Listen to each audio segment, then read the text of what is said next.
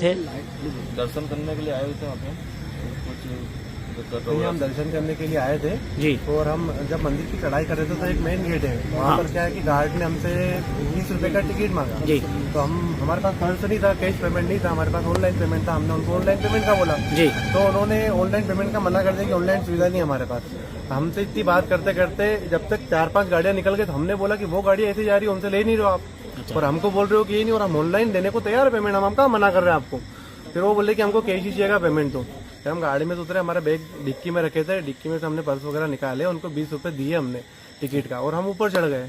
हमने बाकायदा वहाँ घूमे फिरे, मंदिर में दर्शन करे माता जी के और हम वहाँ से जब बाहर आए निकल के तो हमारी गाड़ियों के पास 3-4 लोग डंडे वगैरह लेकर के खड़े थे, हाकी वाले डंडे लेकर के। अच्छा। फिर उन्होंने क्या है कि एक भाई उस गाड़ी की हवा निकालने लग गया तो इस भाई ने देखा और एकदम से कहा कि भाई गाड़ी की हवा क्यों निकाल रहा।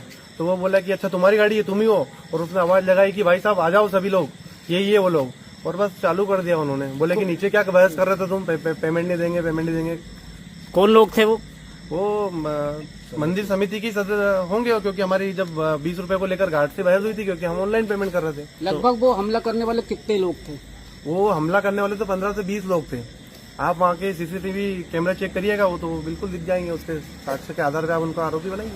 उसके बाद हाँ, वहाँ से फिर हमको बहुत सारे वहाँ कुछ लोग समझदार भी थे जो हमारे बीच बचाव में भी आए, उन्होंने हमारे को बचाया। वहाँ के पंडित जी है, अनुरुद्ध पंडित जी, वो भी आए बीच बचाव में, उन्होंने हमको बचाया, गाड़ी में बिठाया कि आप गाड़ी निकालो।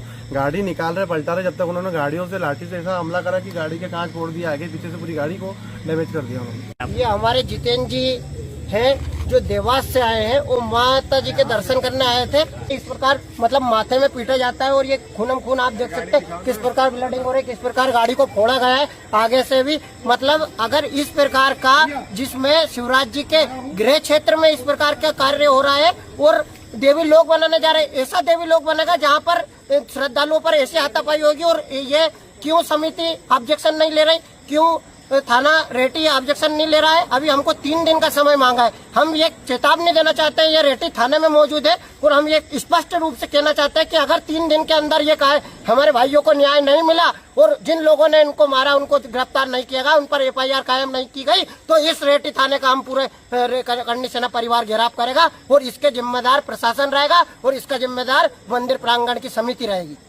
मैं सलकनपुर से व्यापारी संघ अध्यक्ष अनिरुद्ध है। ये बाहर से दर्शनार्थी आए थे मां सलकनपुर माता रानी के दर्शन करने के लिए। एक 20 रुपए की नीचे रसीद कटती है जिसका कोई हिसाब किताब नहीं है। उस 20 रुपए के चक्कर में इनसे 20 रुपए मांगे, इनने 20 रुपए नहीं दिए।